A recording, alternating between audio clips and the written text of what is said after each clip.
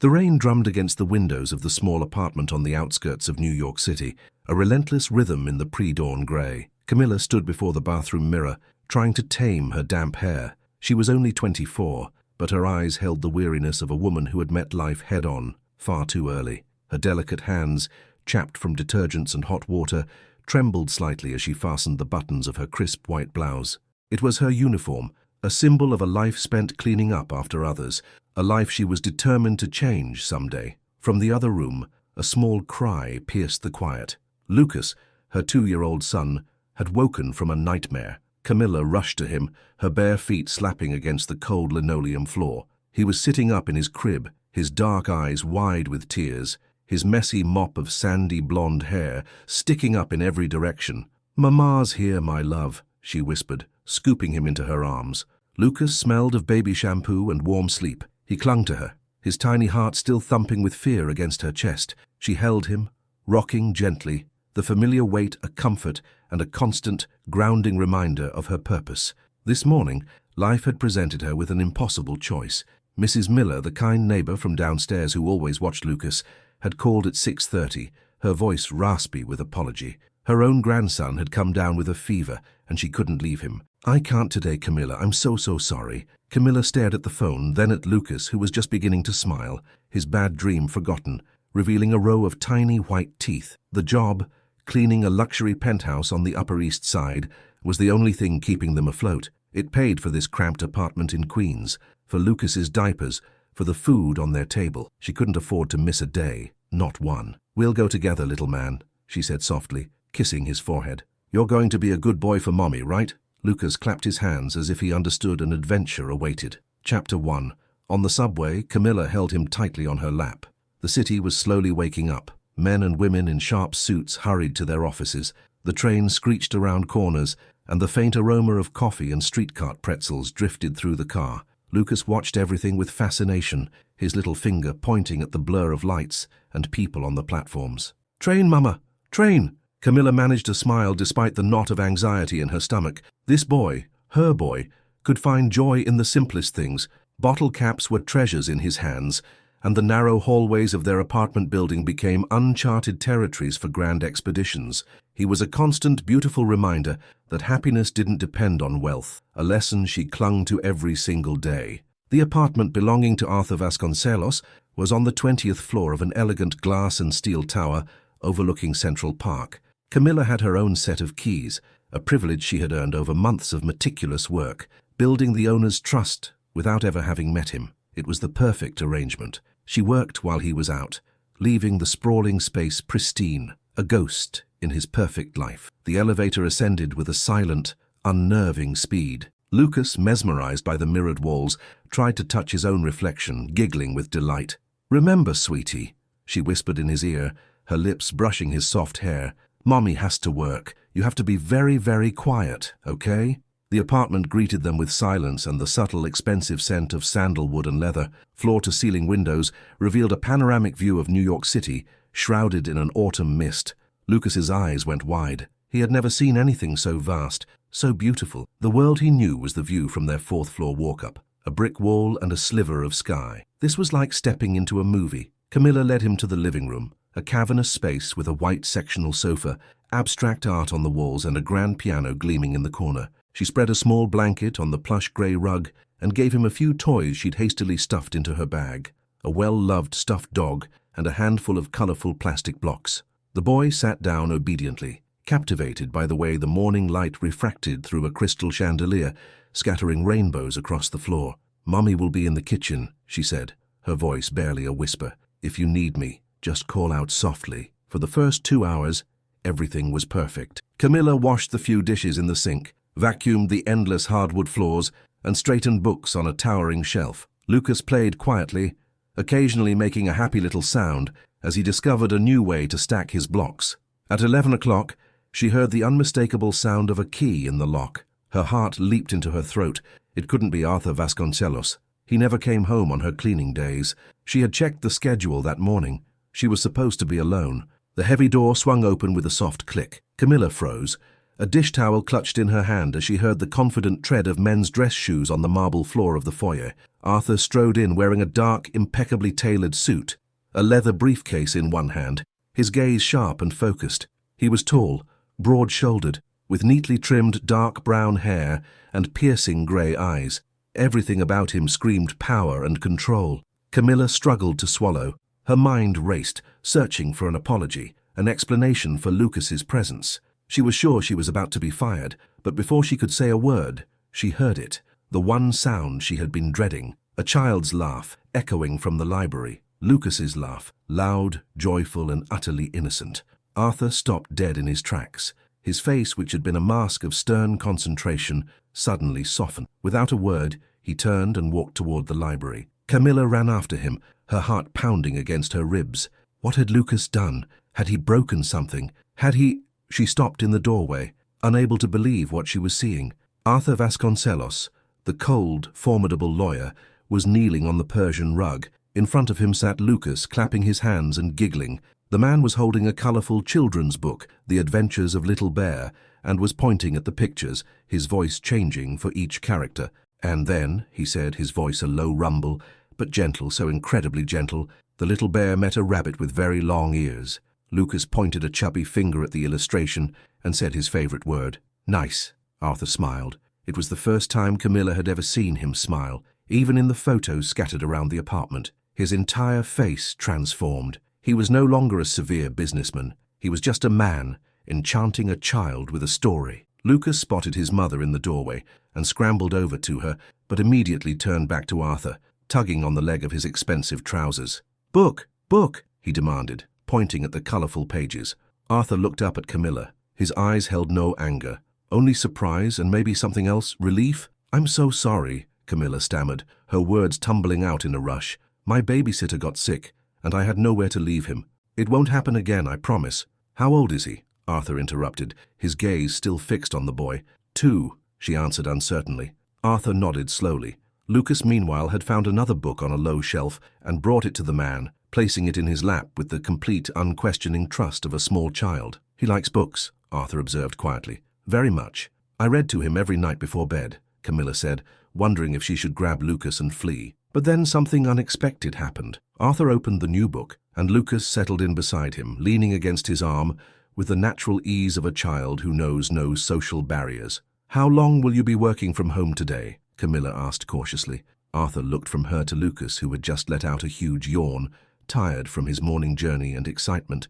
I don't think, he said with a strange, hesitant smile, that I'll be able to focus today. Maybe Lucas would like to see the balcony. It has a beautiful view of the city. Camilla couldn't believe what she was hearing. This man, who was rumored to tolerate no disruptions, no imperfections in his orderly world, was inviting them to stay. Lucas clapped his hands as if he understood the offer perfectly. Balcony, he repeated joyfully. And so, for the first time in her life, Camilla watched her son run through a luxurious penthouse, holding the hand of a man who an hour ago had been just a name on a payroll check. When they stepped out onto the balcony, the city stretched before them like a living, breathing painting. Lucas pressed his nose against the glass barrier, pointing at the planes streaking across the sky. Arthur knelt beside him, patiently explaining what they were seeing down below. The yellow cabs like tiny beetles, the winding paths of Central Park, the distant gleam of the Hudson River. Camilla stood a few feet behind them, watching the impossible scene unfold. In her heart, a confusing mix of gratitude, astonishment, and a tiny sliver of fear began to grow. Something told her that this day, this unexpected, surreal day, would change everything. But whether for better or for worse, she couldn't yet tell. Chapter 2. In the days that followed, Arthur began coming home early. He always had an excuse, a forgotten document, an important call he had to take from home, a sudden change in his court schedule. But Camilla started to see the pattern. Every time he walked through the door, his eyes immediately sought out Lucas. "Mr. Arthur," the little boy would shout, abandoning his toys and running toward the man with his arms wide open. Arthur would crouch down, catch the small hurtling body, and lift Lucas high into the air, eliciting peals of delighted laughter. In those moments, his stern face would melt completely. The high-powered lawyer vanished, and in his place was a man who seemed to be starved for fatherhood. Camilla watched these scenes from the kitchen or the hallway, a blend of gratitude and unease churning inside her. She was grateful that Lucas had someone in his life who treated him with such affection, like a son, but she was worried by how deeply her child was becoming attached to Arthur. "Mama, where Uncle Arthur?" Lucas would ask every evening as they rode the subway back to their own far different world. "He's not your uncle, sweetie. He's Mr. Vasconcelos," Camilla would gently correct him. "Uncle Arthur," the boy would insist, a stubborn set to his little jaw. On Thursday, Arthur came home carrying a large bag from a toy store. Lucas immediately toddled over, his curiosity piqued. "What's in there?" Camilla asked, wiping her hands on a cleaning rag. Arthur looked almost embarrassed. "I was thinking maybe Lucas could use a few more things to play with. Here." He opened the bag. Inside were new picture books, a set of wooden blocks, a soft teddy bear, and a box of chunky crayons with a thick drawing pad. Lucas clapped his hands and immediately began pulling out his new treasures. Camilla felt a lump form in her throat. "Mr. Vasconcelos, this is too much. Really, you don't have to—" "This house needs laughter," he interrupted her softly. "I haven't heard it in these walls for a very long time." There was something in his voice, a note of old pain, a wound that had never properly healed, that silenced her. Lucas, meanwhile, had settled on the rug and was trying to build a tower with his new blocks. Arthur sat on the floor beside him, his expensive suit forgotten as he helped the boy balance the colorful cubes. "Tall," Lucas shouted as the tower reached his waist. "Very tall," Arthur agreed, his voice warm. "The tallest tower in all of New York City." Camilla watched them with a smile, but deep in her heart, the doubts were growing. What would happen when Arthur grew tired of this game? When he realized that caring for a child wasn't just about fun and laughter, but also sleepless nights, tantrums, fevers, and 1,000 tiny, relentless responsibilities? What would happen to Lucas's heart if this man suddenly vanished from their lives? On Friday, while cleaning the hallway, Camilla accidentally nudged open a door that was always kept shut. She didn't know why it gave way. Perhaps the latch was faulty, or maybe someone had forgotten to close it properly. What she saw inside made her feel as if the air had been punched from her lungs. The room was a little girl's bedroom, frozen in time. It had soft pink walls, a white crib with a delicate canopy, and a closet filled with tiny dresses. On the dresser stood a silver frame holding a photograph of a smiling girl with dark, curly hair. She looked to be about 5 years old, with big brown eyes and a smile so much like Lucas's. The toys were arranged perfectly, as if someone tidied them regularly. A wooden rocking horse stood under the window, and books were lined up on a shelf by size. Everything was covered in a thin, uniform layer of dust, the kind of dust that says no one has lived here for a very long time. "That was my daughter." Camilla jumped. Arthur was standing in the doorway, his face as pale as the wall. His eyes held so much pain that Camilla felt her own eyes well up with tears. "I'm sorry," she whispered. "I didn't mean to—" The door was open. Arthur walked into the room and stood before the photograph. He gently adjusted the frame, a small reverent gesture like a daily prayer. "Her name was Sophia. I lost her in the divorce 3 years ago," he said, his voice quiet and strained. "My ex-wife. She made a new life for herself, with a new man, in Canada." Camilla didn't know what to say. Words felt too small for such a loss. "I have the right to see her once a year, but can you really know your own child, seeing them only once a year?" Arthur touched the spine of one of the books on the shelf. "When I see Lucas, I think about who I could have been. A father, a role model, someone who mattered." Now Camilla understood. The toys, the patience, the way Arthur looked at her son. It wasn't a coincidence. It was a longing, a deep, aching void that he was trying to fill. "Lucas is a lucky boy," she said gently. "He has a mother who loves him more than life itself, and he deserves more," Arthur replied, turning to face her. "He deserves a father." There was an implication in his words that made Camilla's heart beat faster. Was he talking about himself? But before she could ask, they heard a cry from the living room. "Mama! Uncle Arthur!" They rushed out of the room to find Lucas sitting on the floor next to his overturned block tower. He was crying, pointing at the scattered pieces. "It fell," he sobbed. "My tower fell down." Arthur sat down beside him and pulled him onto his lap. "But you know what?" he said warmly. "Now we can build a new one, even taller, even more beautiful." Lucas stopped crying and looked up at him with trusting eyes. "Really? Really? And when it's finished, we'll take a picture of it, so we can always remember how beautiful it was." Camilla watched as Arthur gently wiped the tears from Lucas's cheeks. The gesture was filled with such fatherly tenderness that she felt her own heart melting. Just then, the intercom buzzed. Arthur frowned. "I'm not expecting anyone." He walked over to the panel by the door. A woman's voice came through the speaker, melodious, confident, with a distinct upper-crust accent. "Arthur, darling, it's me, Patricia." I need to have a word with you." Arthur's face hardened. Camilla saw his jaw clench. "I'm busy, Patricia. Just open the door, sweetie. It's important. It's about your new living arrangement." Arthur glanced at Camilla, an apology in his eyes. "It's my neighbor. She lives upstairs. She's persistent." He buzzed her in. A moment later, a woman in her 40s swept into the apartment. She was tall, elegant, and dressed in an expensive suit. Her blonde hair was perfectly styled, her nails were flawlessly manicured, and her perfume filled the entire foyer. Patricia Davenport was the widow of a well-known financier, a board member of several charities, and one of the wealthiest residents in the building. Camilla had heard about her from the other cleaning staff. She was said to be cold, demanding, and had an opinion on everyone and everything. Patricia's sharp eyes immediately found Camilla standing awkwardly with a rag in her hand, and then landed on Lucas, who was sitting on the rug amidst his toys. "Ah," she said, her smile not reaching her eyes. "I see you have two company. This is Camilla." Arthur introduced them stiffly. "She helps me around the house, and this is her son, Lucas." Patricia glided closer, examining Lucas as if he were an exhibit in a museum. "A sweet child," she said, in a tone one might use to describe a puppy. "But Arthur, is this wise? A small child in an apartment like this, with all these valuable objects?" Lucas, sensing the tension, hid behind Camilla's legs. "Lucas is very well behaved," Camilla said quietly. Patricia looked down her nose at her. "I'm sure he is, but you must understand other residents might have concerns. Children being led through the common areas, the noise—" "There is no noise," Arthur cut in sharply. "Not yet," Patricia replied with a saccharine smile. "But you know how children are. They grow, they get louder, and we all pay a great deal for peace and exclusivity here." Camilla felt her cheeks burn with humiliation. This woman was talking about Lucas as if he were an infestation to be dealt with. "I think that's everything for today," she said, gathering her cleaning supplies. "Lucas, let's get your coat. We're going home." But Lucas didn't want to go. He ran to Arthur and wrapped his arms around his legs. "Don't want to go, Mama. Want to stay with Uncle Arthur." Patricia raised a perfectly sculpted eyebrow. "Uncle Arthur," she repeated. "How intimate." The venom in her voice was unmistakable. Arthur picked Lucas up. "I'll see you tomorrow, Lucas," he said gently. "We'll build that new tower, remember?"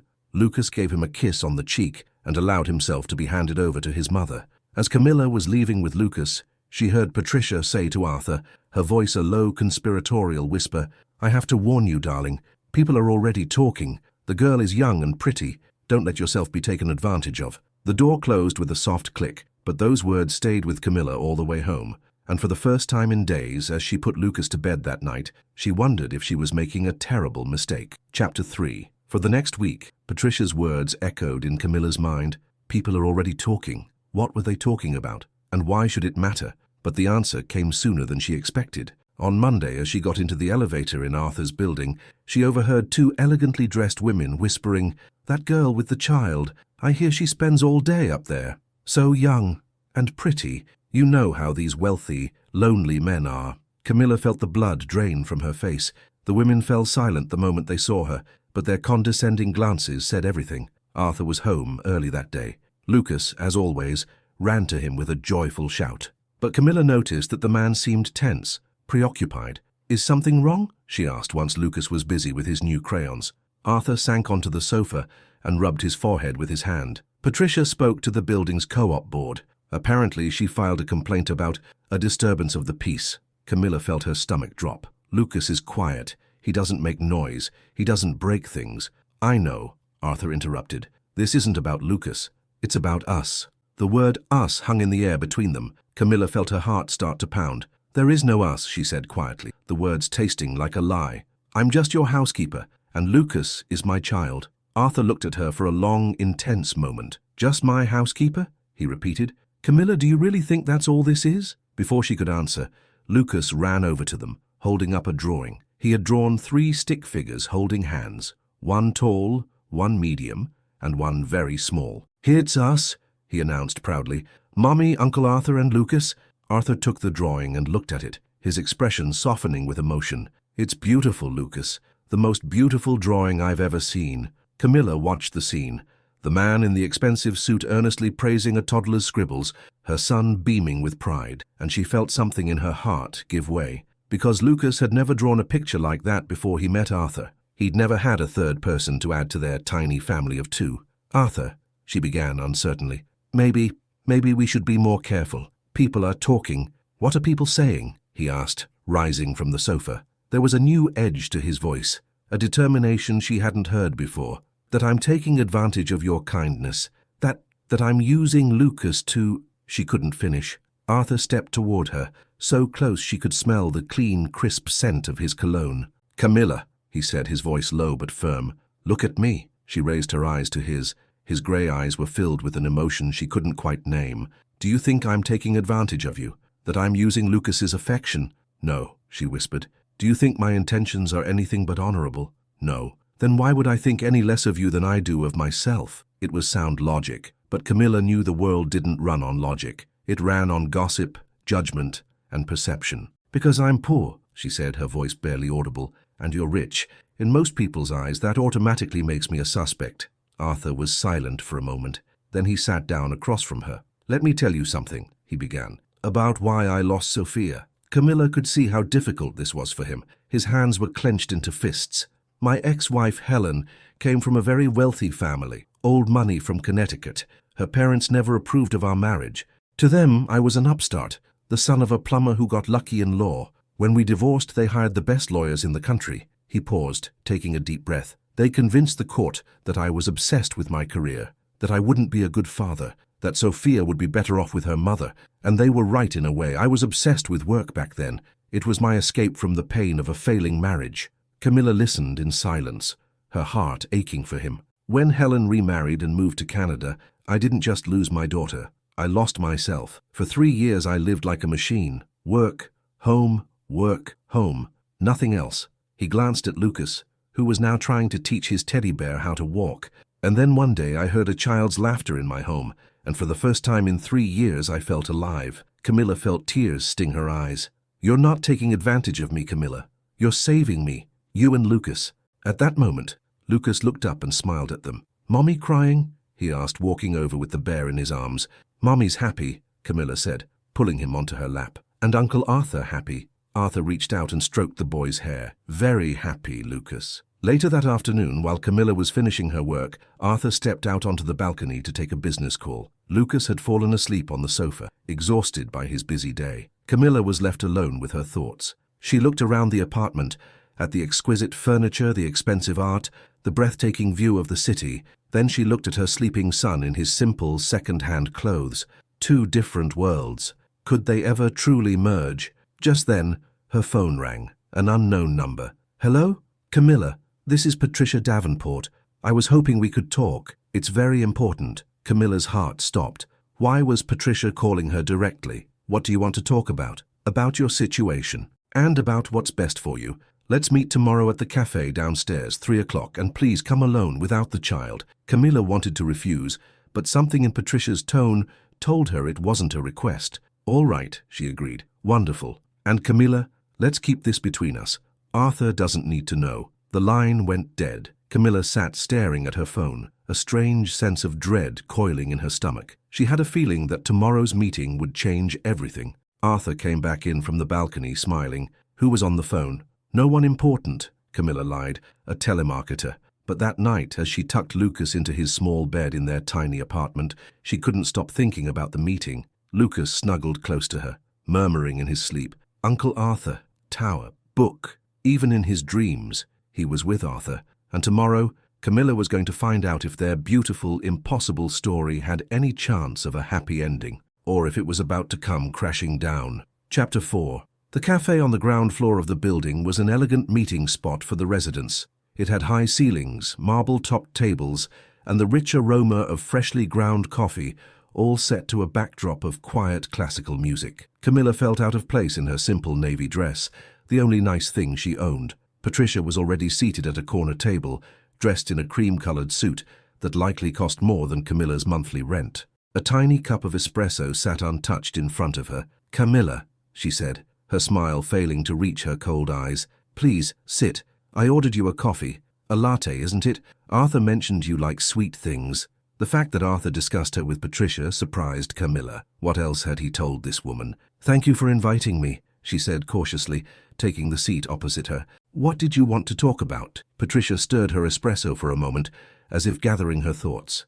About Arthur. and about what he really needs. Camilla felt her muscles tense. I don't understand. Oh, I think you do, Patricia said, her gaze sharp. Arthur has been a dear friend of mine for years. I watched him suffer after the divorce. I saw him close himself off from the world, and I know how desperately he wants his daughter back. She took a delicate sip of her coffee. And now you appear, you and your son. And suddenly Arthur is smiling again. He has hope again. But have you stopped to ask yourself why? Because he likes children, Camilla offered, though the words sounded naive even to her own ears. Patricia let out a small, condescending laugh. My dear girl, Arthur doesn't just like children. Arthur misses his daughter. And your son is a substitute. The words hit Camilla like a physical blow. For you see, I did some checking, Patricia continued, leaning forward conspiratorially. Sophia would have turned 2 just a few months ago. Don't you find it a strange coincidence that of all the cleaning staff in this city, he develops an attachment to the one with a child of the exact same age? Camilla felt the room begin to spin. No, it couldn't be. Arthur was sincere. His feelings for Lucas were real. I see you're starting to understand, Patricia said, pressing her advantage. Arthur is using your son as a stand-in for the daughter he lost, and he sees you as a convenient caregiver, someone who provides him access to a child without any of the messy responsibilities of a real relationship. That's not true, Camilla whispered. Mr. Vasconcelos isn't like that, isn't he? Has he talked to you about his plans, about marrying you, adopting Lucas, formally making you a part of his life? Camilla's silence was answer enough. Exactly, Patricia said, sitting back in her chair.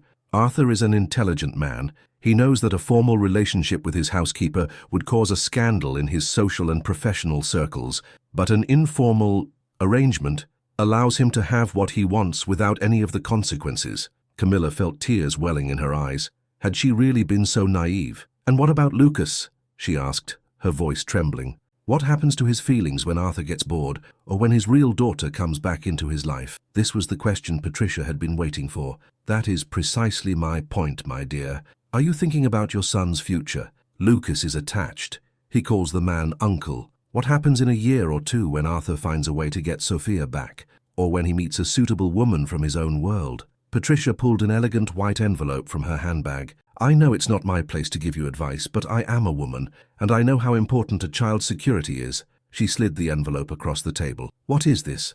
A helping hand. $5,000. Enough for you to start a new life in a different city. I've already found a job for you in Boston with a friend of mine. Good pay, a furnished apartment, stability for Lucas. Camilla stared at the envelope as if it were a venomous snake. So you're trying to buy me off? I'm trying to save you, Patricia said, her voice hardening, and to save Lucas from the inevitable heartbreak that is coming his way. At that moment, a man in a suit walked into the cafe. Camilla looked up and saw Arthur. He was standing in the doorway, scanning the room as if looking for someone. Patricia saw him too. Arthur, she called out, waving her hand. Over here! Arthur walked over to their table, his expression clearly surprised to see Camilla there. Camilla, what are you doing here? I invited her for coffee, Patricia said quickly. We were just having a little girl talk. Arthur looked suspiciously from one woman to the other. And how did you know we were here? Patricia asked. The doorman told me Camilla came downstairs. I was looking for her because... He stopped, his eyes on Camilla. Because Lucas is asking for you. He's waiting upstairs. Lucas. In the emotional turmoil of her conversation with Patricia, Camilla had completely forgotten about her son. I have to go, she said, standing up. The envelope lay on the table. Arthur's eyes locked onto it immediately. What's that? Nothing important, Patricia said quickly, snatching the envelope and putting it back in her purse. But Arthur was a lawyer. He was trained to spot lies and omissions. Camilla, he said quietly. What were you two talking about? Camilla looked at Patricia, then at Arthur. Her mind was in chaos. Patricia's words were still ringing in her ears. What if she was right? What if Lucas really was just a substitute for Sophia? Nothing, she lied. Mrs. Davenport just wanted to get to know me better. Arthur didn't look convinced, but he nodded. All right, shall we go back up? Lucas is really waiting for you. The elevator ride was filled with a tense silence. Camilla could feel Arthur's gaze on her, but she couldn't bring herself to look at him. Patricia's poison was coursing through her veins. When they entered the apartment, Lucas ran to Camilla, his face lit up. Mama, where was Mama? She swept him into her arms, hugging him tightly. For a moment, everything felt normal again, but then she noticed that Lucas felt warm. Too warm. Lucas, are you okay? She asked, pressing her hand to his forehead. The boy was burning up. A fever. Arthur, she said quickly. He has a temperature. Arthur came over and touched Lucas's forehead himself. He's very hot. We need to get him to a doctor. There's a clinic in our neighborhood. That's where we go, Camilla said, already gathering Lucas's things.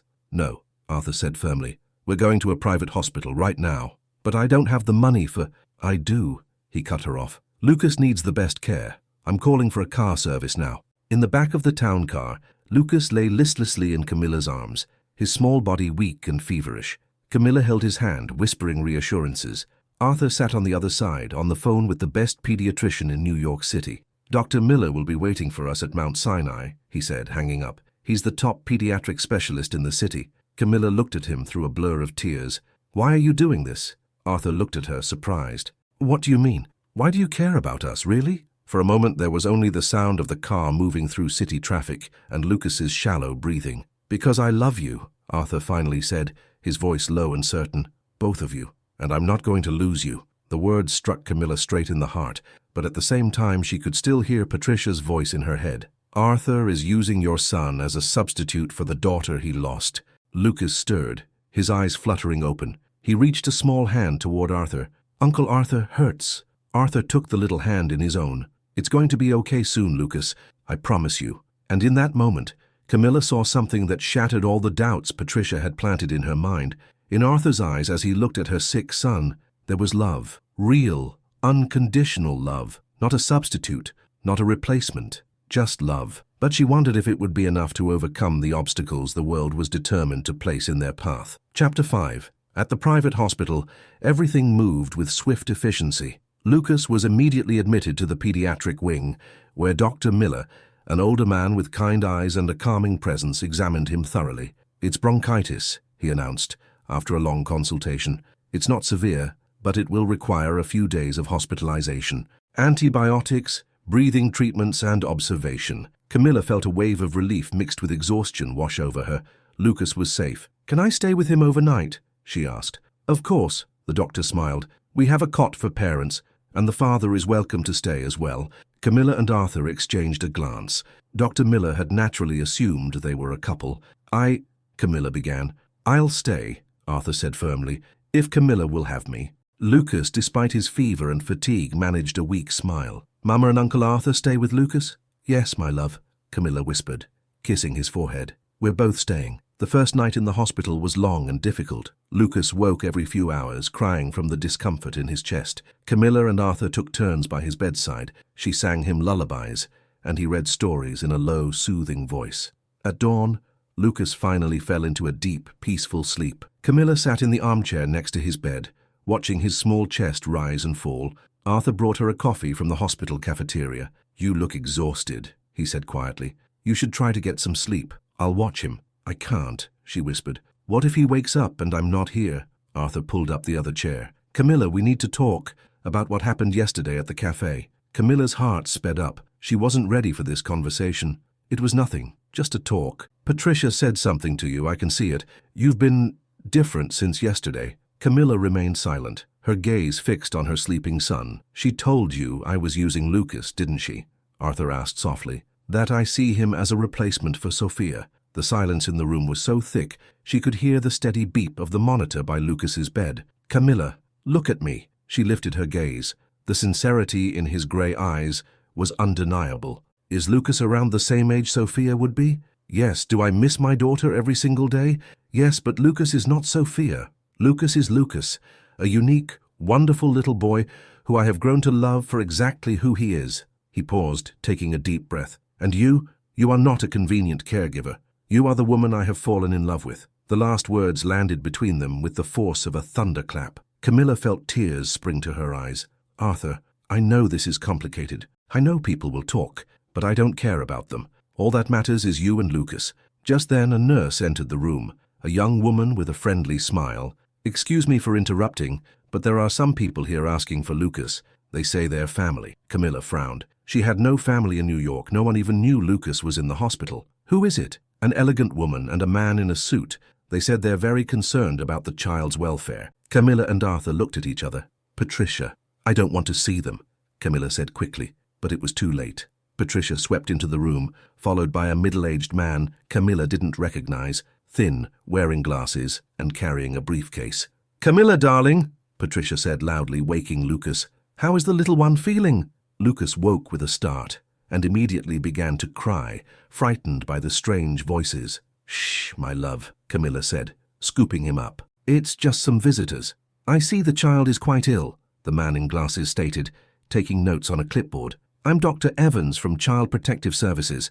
We received a report of possible child neglect." Camilla felt the blood freeze in her veins. "Neglect?" Patricia stepped forward, her face a mask of false sympathy. "My dear, no one is accusing you, but people are concerned. A young single mother, no steady employment, living in substandard conditions, and now the child is in the hospital with a serious infection." "It's not a serious infection," Camilla protested. The doctor said that if you had waited a few more hours, there could have been severe complications," Patricia interrupted, her voice now stripped of all warmth. "And where were you when your son got sick?" "At work. You left a sick child with a strange man." Arthur rose from his chair. "That's enough, Patricia. Lucas wasn't left with anyone. I was with him the entire time." Dr. Evans looked up from his notes. "And you are who exactly in this situation?" "I am—" Arthur hesitated for a fraction of a second. "I am a close family friend." "Close family friend," Dr. Evans repeated, jotting it down. "And do you have any qualifications for childcare?" "These questions are absurd," Arthur exploded. "Arthur, darling," Patricia interjected smoothly, "no one is blaming you. But the truth is, Camilla is taking advantage of your good nature. She is using her child to elicit your sympathy for financial gain." Lucas, sensing the rising tension, began to cry harder. Camilla clutched him, feeling her world crumble around her. "That's not true," she whispered. "It's not true. Is it not true that you live in a one-room apartment with inadequate heating?" Patricia pressed on relentlessly. "That you can't afford private medical care? That your son spends his days in the home of a man you barely know?" Every word was a blow, because on the surface, Patricia wasn't lying. Camilla was poor. She couldn't provide Lucas with luxury. She had only known Arthur for a few weeks. Dr. Evans finished writing and looked at Camilla. "Ms. Sanchez, in light of these circumstances, I'm going to have to recommend the child be placed in temporary foster care until we can sort this situation out." "No," Camilla cried out. "You can't take my son. He needs his mother." Arthur stood between her and Dr. Evans. "This is outrageous. You have no grounds to take this child." "My grounds are the child's welfare," Dr. Evans said calmly. "And at this moment, I'm not convinced his current living situation ensures that." Lucas was now crying hysterically, reaching his little arms out for Arthur. Uncle Arthur, don't want to go." It was in that moment that Camilla's heart finally broke, because she saw that her son instinctively sought protection from Arthur, that he felt safe with him, and now this man, whom they had both come to love, was powerless to help them. Just then, the nurse who had first announced the visitors came back into the room. "I'm sorry to intrude," she said, "but I heard shouting and is everything all right?" "They're taking my son," Camilla sobbed. "They're saying I'm a bad mother." The nurse, Christine according to her name tag, looked from one person to the next. "I've worked on this ward for 15 years, she said slowly, "and I've seen a lot of families, good ones and bad ones, loving and indifferent." She walked over to the bed where Lucas was still sobbing. "This little boy hasn't stopped talking about his mama and Uncle Arthur since he got here. He told all the other kids how his mommy sings to him at night, and how Uncle Arthur builds block towers with him. I watched the two of you sit by his bed all night long. You cared for him like a real family." She looked pointedly at Dr. Evans. "And you," she said, turning to Patricia, "I overheard you on your cell phone in the hallway, talking to someone about getting this handled quickly and discreetly. That doesn't sound like concern for a child. That sounds like revenge." Patricia went pale. "I don't know what you're talking about. I'm talking about you trying to destroy an innocent family out of jealousy," Christine said firmly. "And as a nurse whose job is to protect the welfare of children, I can't stand by and let that happen." Dr. Evans looked flustered. "These are serious accusations." "So are filing false reports," Arthur cut in, his voice like steel. "And I think Dr. Evans should know who is really behind this report and why." Patricia felt the ground give way beneath her. "Arthur, don't be ridiculous." "I'm not being ridiculous, Patricia. I'm tired of your obsession. For years you've tried to control my life, and now you're trying to destroy the only happiness I've found." He turned to Dr. Evans. "This woman is making false claims because she cannot accept that I have chosen someone else. You can verify it. She lives in my building and has been meddling in my private life for months. Lucas had stopped crying and was watching everyone with wide eyes. He clutched Camilla's hand in one of his and reached his other hand out to Arthur. "Family," he said quietly, the one word he knew to express what he was feeling. A silence fell over the room. Dr. Evans closed his notebook. "In light of this new information, I believe the child should remain with his mother, pending a follow-up, of course."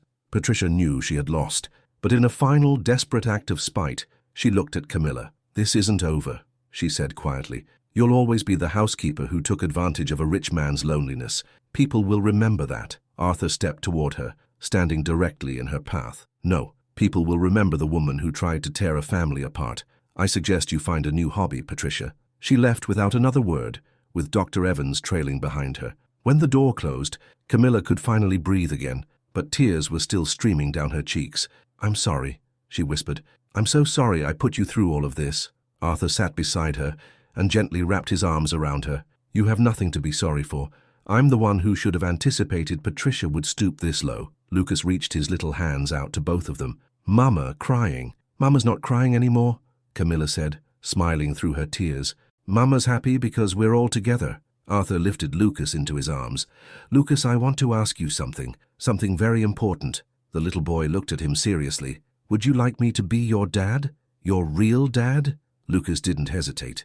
He leaned forward and kissed Arthur on the cheek. "Yes, Daddy, Arthur." And in that moment, Camilla knew that whatever obstacles still lay ahead of them, they would face them together. Chapter 6. 3 days later, Lucas was discharged from the hospital. The fever was gone, the cough had subsided, and the sparkle of joy was back in his eyes. Camilla was packing his small bag when Arthur walked into the room with a bouquet of colorful balloons. "For our little warrior," he said, tying the balloons to the foot of the bed. Lucas clapped his hands. "Balloons. Look, Mama. Daddy Arthur brought balloons." Daddy Arthur. The words sounded so natural coming from her son, as if he'd been saying them his whole life. Camilla felt a warmth spread through her chest. On the drive home, Arthur was quiet, his focus on the road. Lucas dozed in his car seat in the back, worn out from the emotions of the past few days. Camilla watched the man's profile, the strong jaw, the thoughtful brow, the hands gripping the steering wheel. "What are you thinking about?" she asked softly. Arthur pulled the car over to the side of the road and put it in park. For a moment they sat in silence, listening to the steady breathing of their sleeping son. "Camilla," he began finally, "what I said in the hospital about being in love with you, I meant every word." Camilla's heart began to beat faster. "I know this has all happened so fast. I know we've only known each other for a short time. But when I thought I might lose you both," his voice broke, "I realized that my life has no meaning without you." He turned to face her fully. "Marry me, Camilla, be my wife, and let me be Lucas's father. Officially, legally, forever." Tears welled in Camilla's eyes. For years, she had dreamed of a moment like this, of a man who would love not just her but her child too, a man who wouldn't see Lucas as an obstacle, but as a blessing. "Arthur," she whispered, "I know people will gossip. I know some will say you're doing it for the money. But do we care? We know the truth." Camilla looked at the sleeping boy in the back seat, and then back at Arthur. "What about the differences between us? Our backgrounds, our education, the money?" Arthur took her hand in his. "The only difference that matters is that you know how to love unconditionally, and I'm just learning. But I'm learning from the very best teacher." Lucas stirred in his sleep, murmuring, "Mama, Daddy, together." Camilla laughed through her tears. "I think our son has already made the decision for us." "Our son?" Arthur repeated with a smile. "I like the sound of that." They shared a gentle kiss, their first as a couple with a future. The next few weeks were a whirlwind of preparations. Arthur didn't want a large ceremony. The pain of his first marriage was still too fresh. Camilla dreamed of something simple, intimate. "St. Anne's Church," she suggested one evening, as Lucas slept on the sofa between them. "A small ceremony with just our closest friends." Arthur nodded. "And then a reception back at our place for the people who truly support us." That small group included Christine, the nurse, who visited them regularly to check on Lucas. It also included Mrs. Miller, Camilla's old neighbor, who greeted the news of their engagement with pure joy. "I knew it," she said, hugging Camilla tightly. "I knew that man was a good soul the first time I saw him holding Lucas." Not everyone was so pleased. In Arthur's building, the gossip mill churned wildly. Some neighbors looked at Camilla with disapproval, others with undisguised curiosity, but there were also a few who offered genuine congratulations. Mrs. Peterson from the 10th floor, an elderly woman with silver hair, stopped Camilla in the elevator one morning. "My dear," she said warmly, "don't you listen to a word they say. I've watched your fiancé for years. I have never, ever seen him as happy as he is now." The biggest challenge was navigating the legal system. Arthur began the process of formally adopting Lucas, which required mountains of paperwork and interviews with court-appointed psychologists. "It could take months," his lawyer explained, "but your financial stability and the strength of your relationship will weigh heavily in your favor." Meanwhile, Lucas blossomed in his new reality. Arthur enrolled him in the best preschool in the city, where he quickly became a favorite among his teachers and classmates. "My daddy's a lawyer," he would proudly tell anyone who would listen, "and he has a big house with a balcony." Camilla was changing too. Arthur encouraged her to enroll in night classes at the local university. She had always dreamed of studying child psychology. "You have the instinct and the heart," he told her. "All you need is the degree to officially help other children." The wedding took place on a warm September day. Camilla was beautiful in a simple cream-colored dress she had picked out with Mrs. Miller. Lucas, as the ring-bearer, carried a small pillow with their wedding bands, dressed in a tiny suit that matched Arthur's. There were maybe 30 people in the church, the people who truly mattered in their lives. When the priest asked Arthur if he took Camilla to be his wife, his voice was thick with emotion. "I do, and I take her son to be my son." Lucas, standing between them, clapped his hands. "Now we're a real family," he said, so loudly that the whole church broke into laughter. They danced their first dance as a trio, Arthur and Camilla holding Lucas between them, the little boy laughing with delight as they spun to the music. 2 years later, their life had settled into a beautiful rhythm. Lucas, now 4, was thriving in preschool, known for being one of the kindest and most empathetic children in his class. Camilla finished her first year of college with top marks. Arthur, softened by fatherhood, had become one of the most respected lawyers in New York, now specializing in family law and helping other families in crisis. "You know," Camilla said one evening as they were tucking Lucas into bed, "sometimes I still can't believe this is all real." Arthur wrapped an arm around her. "I still wake up some mornings thinking it's a dream. Then I hear Lucas laughing, and I know it's the most beautiful reality I could have ever imagined." Lucas, already in his pajamas, ran over to them with a book. "Daddy, read me about the little bear." Arthur took the book, the very same one they had read together on that first fateful day. "Of course, son." After Lucas was asleep, Arthur and Camilla stood on the balcony. The city glittered before them, a sea of 1,000,000 lights. "Do you ever think about Patricia?" Camilla asked. "Rarely," Arthur replied. "I heard she moved to Boston. I hope she finds some peace there." Camilla nodded. She held no resentment. In a strange way, Patricia had helped them realize how much they loved each other. "And do you think about Sophia?" Arthur smiled sadly.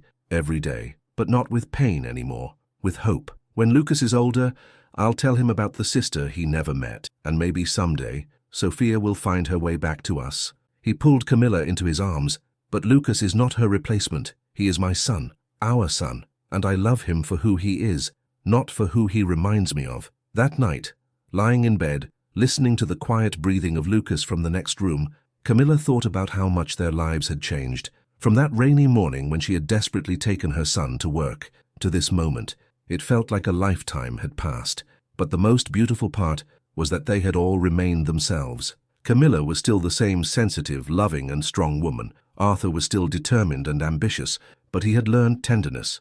And Lucas was still the same joyful boy who could find wonder in the simplest things. Only now, they had each other, and they knew it was forever. Epilogue. Lucas is 7 now, and one of the top students in his first-grade class. Camilla has graduated and works as a child psychologist at a community clinic. Arthur started a foundation that provides legal aid to single mothers facing hardship, and in their home there is the sound of new laughter from little Sophie, who was born a year ago and has her mother's dark eyes and her father's smile. Lucas is the most devoted big brother in the world, and sometimes, when all 4 of them are curled up on the sofa together reading stories, Arthur thinks about how one chance encounter, one unexpected moment of laughter in a silent home can change a life completely. Because sometimes love doesn't arrive when you're looking for it, it arrives when you need it most. Dear listeners, we hope the story of Camilla, Arthur, and little Lucas touched your hearts. It's a story about how true love knows no social boundaries, and how family isn't just about blood, but about hearts that beat in the same rhythm. If you want to hear more stories like this, about human strength, dignity, and quiet heroism, please subscribe to our channel and give this story a like. Share in the comments which part moved you the most. Was it the moment Lucas first called Arthur Daddy, or that tense moment in the hospital when they realized how much they truly loved each other? Every day, we tell stories that prove love can overcome any obstacle. We're waiting to hear from you.